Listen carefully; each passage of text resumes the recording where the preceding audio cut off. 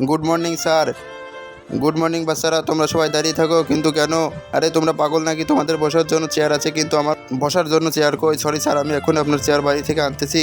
এই তো চেয়ারটা স্যারের জন্য নিয়ে যায়। আরে চেয়ারটা তো অনেক গরম, এই তো রুমালটা ধরে চেয়ারটা স্যারের জন্য নিয়ে যায়, তাহলে স্যার বসবে। আরে তুই তো অনেক ভালো কাজ করলি, যা গিয়ে তো এই তো জায়গায় বস। আচ্ছা স্যার, ঠিক আছে, যাই এখন একটু বসি। আরে এই চেয়ারটা তো অনেক গরম, এই চেয়ারটা তুই কোথা থেকে আনলি?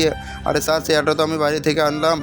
আরে আজকে তো অনেক বেশি গরম, আর এই তাপমাত্রাটাও দিনে দিনে বৃদ্ধি পাচ্ছে, কমার নামই নেই। এইবার দেখি শরীর থেকে কত ঘাম বের হলো। আরে এটা কি স্যার? আপনার রুমাল তো পুরো ঘেমে গেছে, যান বাইরে গিয়ে এটা শুকিয়ে আনেন। হ্যাঁ ছোটো, তুই ঠিকই বলেছিস, আমি এই রুমালটা গিয়ে বাইরে থেকে শুকিয়ে আনি। তার আগে তুমি যদি ছবি দুটিকে ভালোবেসে থাকো তাহলে ভিডিওটি লাইক করে চ্যানেলটি সাবস্ক্রাইব করো, না করলে ভাববো তুমি ভালোবাসো না। আর তুমি কোনটা অবশ্যই কমেন্ট করে জানাও।